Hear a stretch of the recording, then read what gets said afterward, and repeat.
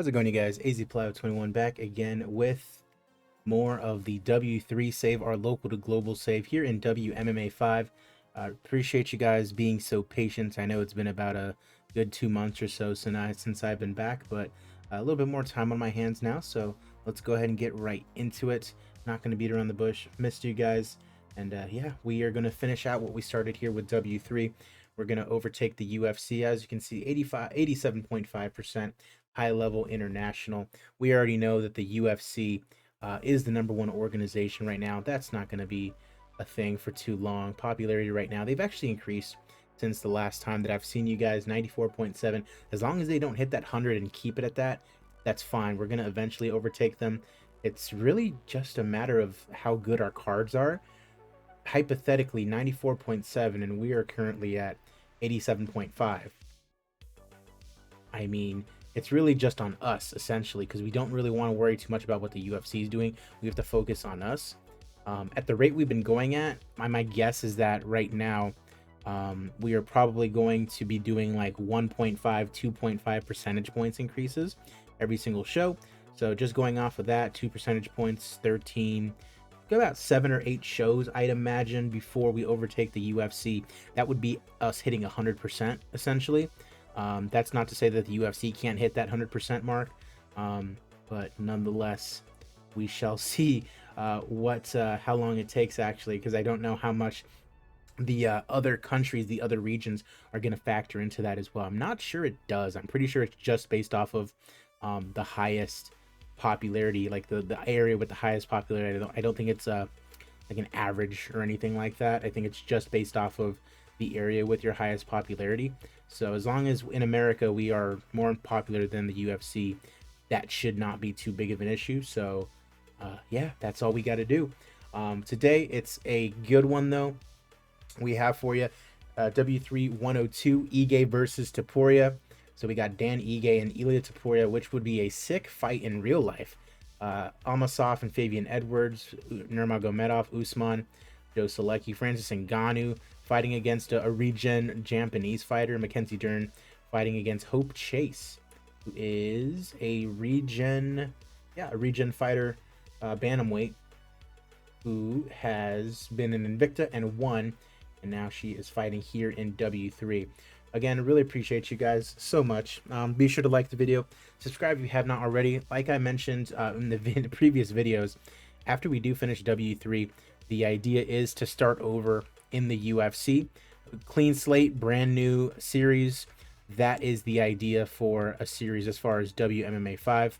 I've been just chilling, doing my own thing, working, playing video games on my own, not streaming at all. Sorry if that's been bothering you guys. Just it's nice to just play video games on my own for a change, but I'll probably stream from time to time now that I have a little bit more time on my hands.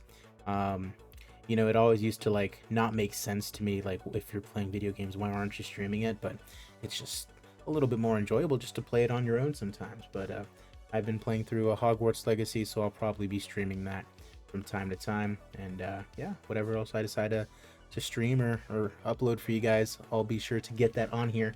But without further ado, let's get 102 IGE versus TOPURIA going. Show is taking place in Florida. As always, our home base is back in Arizona, but let's get this going. Kind of like what I was mentioning a couple months ago, this is the W3 save. The fights themselves do not matter. It's just basically the main card, the main events. We want to get as popular as possible. Leah Letson with a big win over Mandy Baum. Just trying to get as popular as possible. We're not in this for the long haul, you know. So we're not overly worried about who's winning, who's losing necessarily. I mean, that's cool and all, but not what we're worried about at the end of the day. We're just trying to put on the best fight cards possible. Carrington Banks beating Preston Parsons on the prelim here. Curtis Millender taking on Neil Magny. That would be a pretty cool fight to see in real life, I'd imagine. Millender getting the split decision over Neil Magny. Neil Magny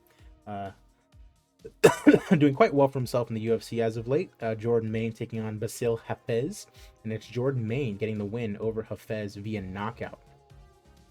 Love to see that. Casey Kinney taking on Jose Johnson, and it's Jose Johnson getting the win via unanimous decision here today. Pedro Munoz versus Alan Bagoso on the prelims, and it's Bagoso getting the knockout in a minute and a half.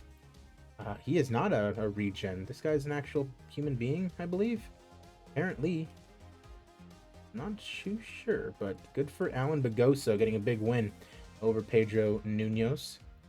Nate Landwehr taking on Alex Caceres. Bruce Leroy. He's actually been doing pretty well for himself, Alex Caceres. 145, and it's Bruce Leroy with the win, TKO in less than a minute. Love to see it. 36 years old, still getting it done in the year of our Lord 2024 in game. Makwan Amirkhani taking on Kyle Driscoll, and it is Kyle Driscoll getting the split decision over Amirkhani. Moving on to Jeremy Kennedy and Calvin Cater.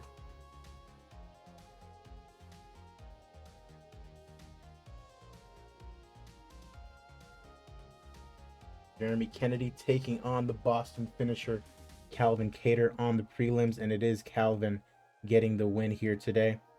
Oliver Murad taking on the Korean Superboy Doo-Ho Choi at 145, and it's Oliver getting the win here today.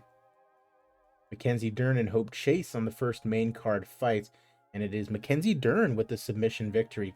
16th of her career, she gets it going. Brad Riddell versus Stephen Ray. I believe that is at lightweight. Englishman and an Australian going at it on the main card. And Brad Riddell getting the split decision victory over Stephen Braveheart Ray here today. Francis Ngannou taking on Yaichiro Kazuyoshi. You can see 1-2 since joining us here in W3. He has not been doing very well. Beat Greg Hardy, but he's lost to Volkov and Tai Tuivasa. He's not doing very good. But Francis Ngannou gets the unanimous decision over Yaichiro Kazuyoshi. Gives him his first loss of his career and wants to fight the police officer Chris Dawkins, interestingly enough. Joe Selecki taking on Usman Nurmagomedov at 155. And it's Usman with the win, undefeated at 25-0. That is insane, as he gets his 25th victory.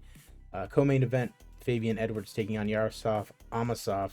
And it is Amosov with the knockout in round number 2 over the Englishman, brother of Usman, or not Usman, of Leon Rocky Edwards. Main event time, Dan Ige and ILIA Topuria for the featherweight title. You can see ILIA here coming in from the UFC, coming off a win over Patrick Kazmarchik, and immediately challenging Dan Ige for his ring. You can see he's having a good time here in W3. Felder, Burgos, Swanson, Feely, Santos, and Diaz, all victims of Dan Ige. But it is ILIA Topuria in a fantastic fight, getting a TKO victory and taking away that featherweight ring from Dan Ige. Gotta love it. A new champion to round out our show. Over 20,000 in attendance in Florida.